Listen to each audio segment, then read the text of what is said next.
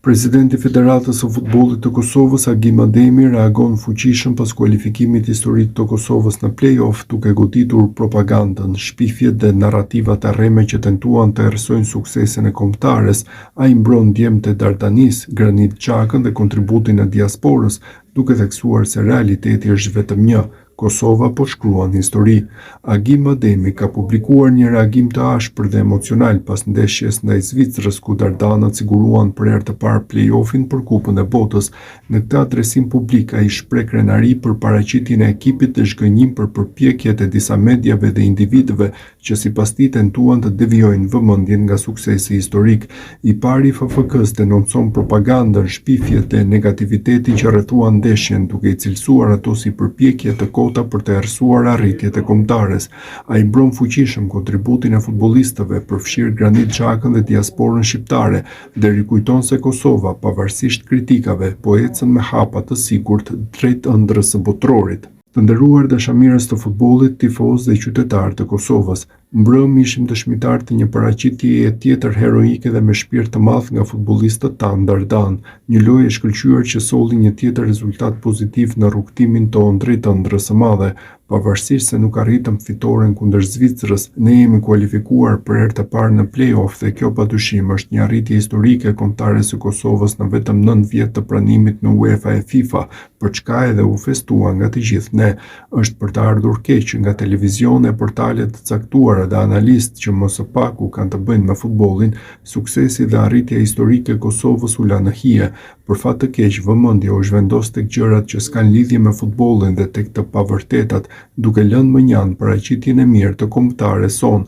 Mbizotëroi propaganda dhe urrëtia e atyre që nuk e duan ose ju dhem suksesi i Kosovës, duke u marrë me pesimizëm dhe negativitet e duke anashkaluar thelbin, futbollin dhe arritjet tona kulmore.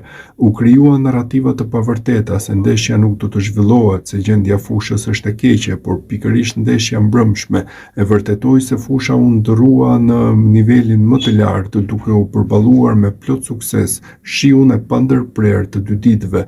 Mos mendoni si kritikat e njerëzve që s'kan asnjë lidhje me futbollin dhe që nuk ja duan të mirën sportit ton kanë peshë. Përkundrazi, raste të tilla vetëm sa e zbulojnë nivelin e ulët të keqdasjen e atyre që përpiqen të errësojnë sukseset tona. Prandaj, ju bëjmë thirrje të gjithëve, kthehuni një herë përgjithmonë tek realiteti, mos shitni shpifje, defetizëm dhe urrëtie mes popullit dhe mes shteteve tona mike. Këta djem, gladiatorët e Dardanis, janë krenaria dhe ardhmja e Kosovës. Kosova, miq e armiq, është në play-off. Realiteti po ndodh dhe ne jemi në mesin e ekipeve që kërkojnë një bilet për në kampionatin botror, deshat apo s'deshat ju. Për dikë jemi shtet i vogël, por në fakt jemi komb i madh. Së bashku me bashkëdhetarët tanë kudo që veprojnë, ne vazhdojmë të bëjmë krenar vendin ton. Gjithmonë kemi theksuar se individët si Granit Xhaka e Xherdan Shaqiri janë aset kombëtar dhe ambasadorët më të mirë të popullit ton, ashtu si Dua Lipa, Rita Ora, Ram Lahaj e shumë të tjerë. Graniti ka qenë dhe do të jetë gjithmonë i mirë pritur në atë dheun e tij.